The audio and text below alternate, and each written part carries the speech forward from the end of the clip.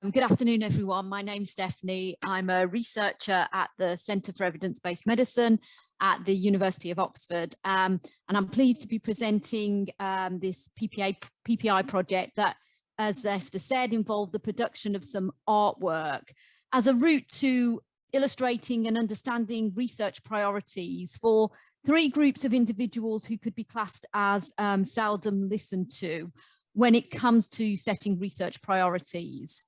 And I'm presenting today, as Esther said, with two colleagues who I'll ask just quickly to present or identify themselves. So we've got Yemi and Shoba, and they'll both be speaking later in the presentation. But Yemi, Shoba, I don't know whether you just want to say hello now and just where you're from. Hello, everyone. My name is Shoba Dawson. I'm a researcher based at the Centre for Academic Primary Care at Bristol. And hi, my name is Yemi. I'm a researcher in health synthesis and applied health research at Kew University. Great, thank you. And as I say, you'll be hearing from both Yemi and Shoba a bit later on today. So in terms of how we three met, we were all part of something called the Evidence Synthesis Working Group, or ESWIG for short. And that's a collection of individuals across several universities in England who have a shared interest in synthesizing or bringing together existing evidence, so doing reviews of literature. And patient and public involvement as part of ESWIG was led by Anne-Marie Boylan, who's pictured on the slide here. And it was Anne-Marie who led on the application for the PPI funding or PPIE funding from the School for Primary Care Research that we're going to be talking about today. So she brought us all together in 2019 now to make the application for the project that we're going to share with you today.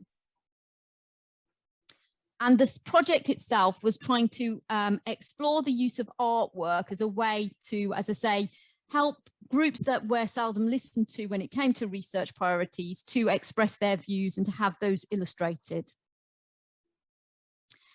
Yemi, Shoba and I, we worked with different groups during the project. So I contacted a group in Oxford that was supporting people with early onset dementia.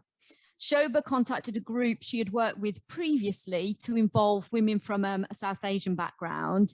And Yemi contacted the University of the Third Age to identify older people with musculoskeletal problems and also mental health problems alongside that. And a bit like Jemima, we were lucky in the sense that we did our PPI group work very early in 2020, February 2020, just before everything changed. So we were able to meet these groups in person, and we met with each of the groups to discuss their views and experiences of healthcare. And through that, they helped us to identify potential priorities for research for them. And in terms of numbers for each group, we involved 25 people across the three groups. So as you can see, we had 8 people in the early onset dementia group, 11 people from Bristol from the South Asian background, and then there were 6 people in the group in Keele with comorbid and musculoskeletal and mental health problems. At each meeting, so we met with each of these groups just once, we were accompanied by an artist. And we identified 2 young artists who were at college at the time who were willing to work with us on the project. And we met and communicated with them a few times before we actually went to meet the groups in person, so that we could brief them about the project, answer any questions that they might have. And one of the artists came to the Oxford group, and then the other artist came to both the Bristol and the Keele groups. At the meeting, they were able to ask questions and listen to what the groups were saying. And then after the meeting, we had several debriefs with these artists to check that they had if they had any questions, any queries, so they could share with us what they picked up from being in the group, and also to talk to us about what they thought their artwork might look like. Because what we tasked them to do is, after the project, was to produce a piece of artwork for each of the 3 groups that illustrated some of the key issues that were coming up in the group discussions around priorities for research. And as I say, we continued after the meeting with these groups in person. We continued to have discussions by email with the artists to sort of update us on what they were producing. And just to say that the artists, they received £50 for each piece of artwork, and they were also supplied with some art materials to work on the project. So that's a bit about the background to the project. I'm now going to hand over to Yemi, who's going to talk a bit more about the artwork and also the priorities for research that came out of that. Thank you, Stephanie. All right, okay, so just to talk quickly about the heart on untangling dementia. So this heart, you can see on my top right-hand side for me, so it might be left for most of you. So the heart depicts the face of a person with young onset dementia and the day-to-day issues that they tend to face. And people with young onset of dementia that talked to Stephanie, they did express their need for help with feeling themselves as much as possible, even as the disease progresses. And here you see a lot of threads at the background of that face. And these threads symbolize feelings and memories that haven't been affected by dementia. While the faint lines within still that same background and slanted lines actually represent memories or aspects of life that may be starting to fade as a result of dementia. The threads also reflect different services that are part of the person with dementia's life, which should ideally be supporting them, but can actually get tangled and messy and crossed. And this includes professionals not talking to each other, family members not hearing or knowing about where to get help or how to get help, or where they come in, how they can get involved more with the help, with helping their family members with dementia. And again, still in the background and also in the face, you will see the missing features and gaps in that face. They also highlight how people with dementia can easily lose their confidence upon diagnosis.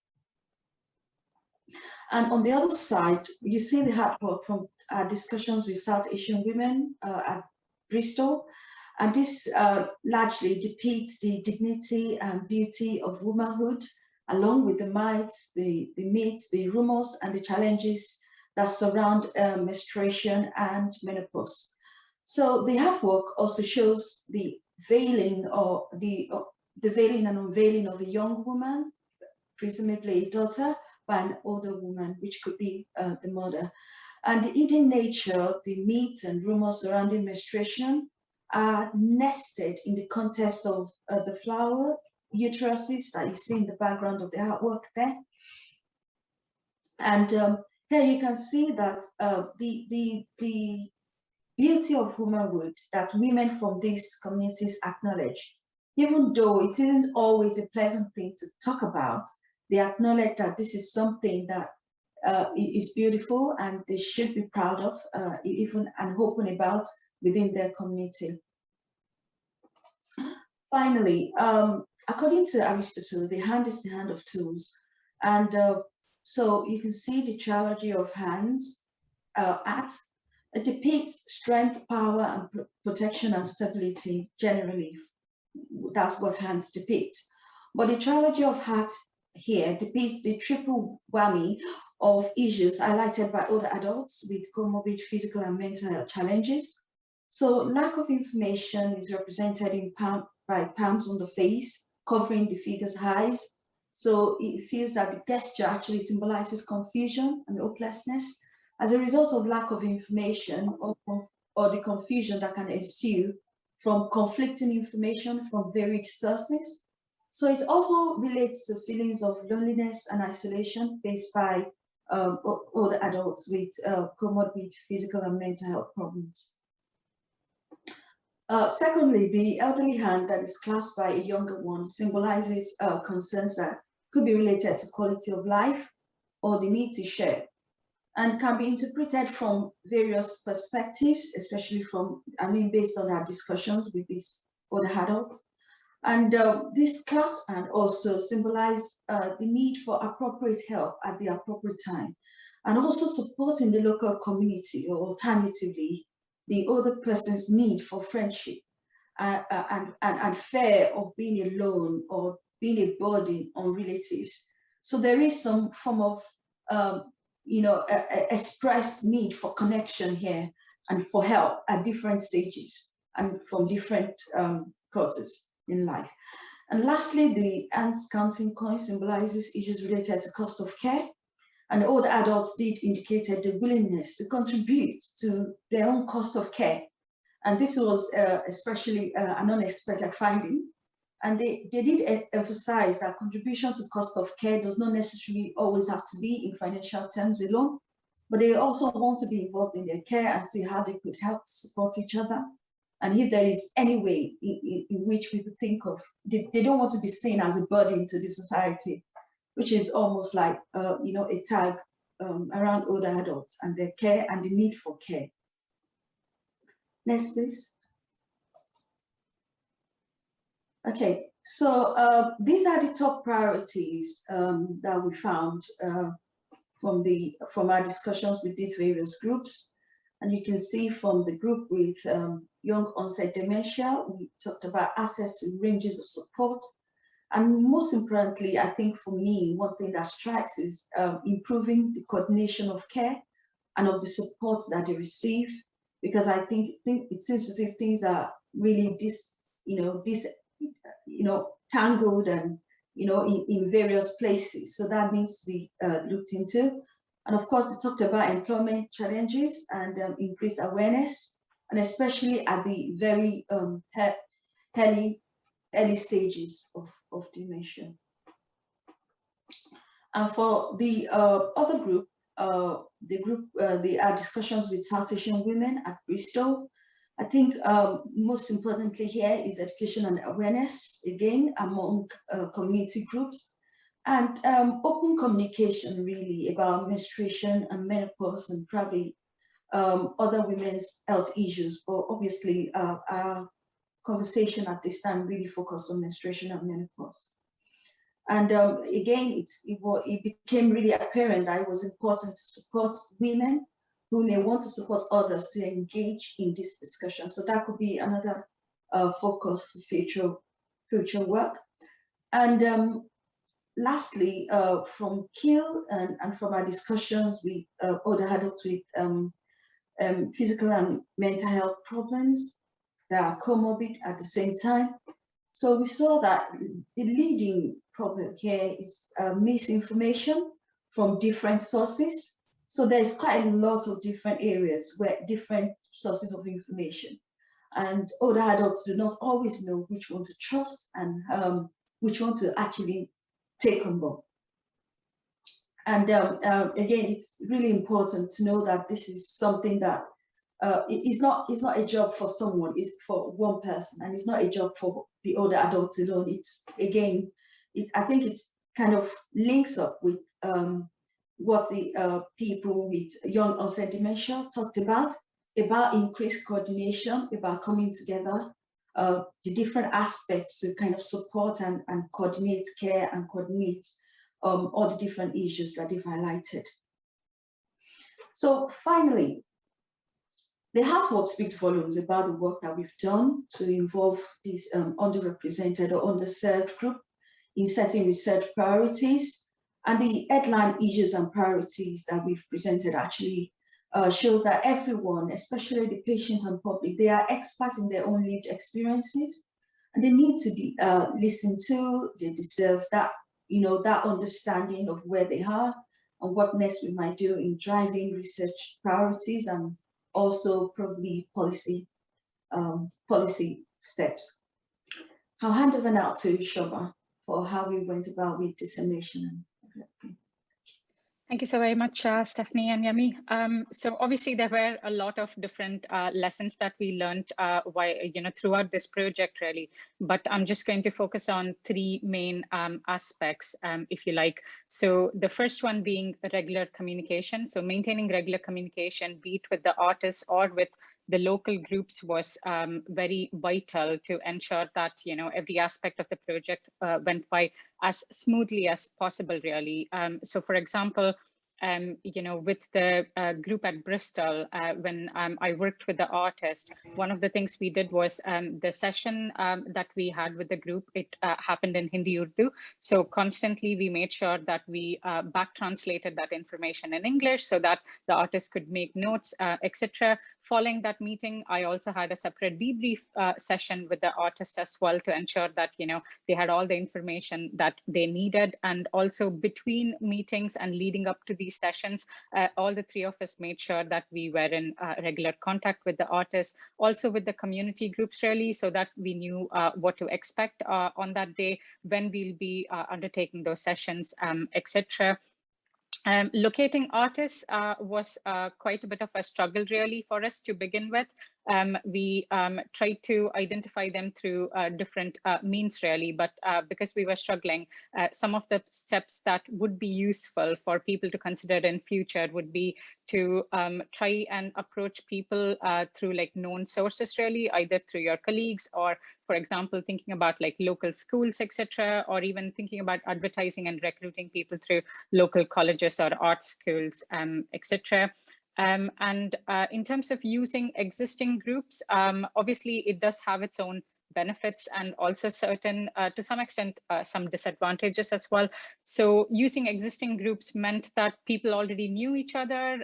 We also held meetings in an environment they were familiar and comfortable in. This meant that they were quite open to having discussions, even to do with like sensitive topics. Interestingly, however, though, if you were to take the Bristol example here, because menstruation and menopause is such a sensitive topic and a taboo topic, there was a lot of quiet moments, if you like, really, and it did take a bit of encouraging to get people to talk about it, because though those women have been part of that group for such a long period of time, they never really have those type of conversations. Similarly, also working with existing groups meant that as researchers, we didn't really have control, which I don't think is necessarily a bad thing really, but this meant that we had to go with the flow really in terms of how much time we could dedicate to certain questions, etc. Next slide, please. Thank you. So we had these lovely and wonderful plans in terms of how we were going to disseminate our study findings. Obviously, because of COVID, we couldn't do this like in person or face-to-face, for example, as part of the School for Primary Care Research, because we have got several different universities. We thought we would do it as like presentations at departmental seminars, etc., which we couldn't do. So what we thought was, why not use Twitter as a platform to start this sort of conversation and disseminate our findings. So what we did do was we set a date in advance, a month or so in advance, that we are going to have a Twitter chat. We actually even had a particular hashtag for this particular Twitter chat. And on the day, we had patients, researchers, and healthcare professionals who joined us. We gave them these 3 questions really, and people had opportunity to discuss their experiences of using art as a medium to have this sort of discussions or involve diverse groups. And also we used this as an opportunity to share our findings as well. So it was a bit more of a two-way process rather than just disseminating everything as a one-way street, if you like. During these conversations, it also became quite apparent that people found art to be a useful way to engage with different groups who are often considered hard to reach, but also use art as a way to have discussions about topics that are often sensitive in nature. Next slide, please. So here are some of the outputs really. So we did write a blog post in collaboration with our PPI contributor, Jillian, who is here with us today. We also developed a video to explain the artwork, and we have also published a paper. That's it from me. Thank you. Wonderful. Thank you very much, all 3 of you, for presenting your work. We've got a few minutes for questions. So if anyone has a question they want to ask, please post it in the chat. We had one question, a bit of a reflection comment as well, with regards to the trouble to recruiting artists that Shoba mentioned. And it was asked, did the artist maybe feel that the pay was too low, or did they indicate how long they had spent on the project?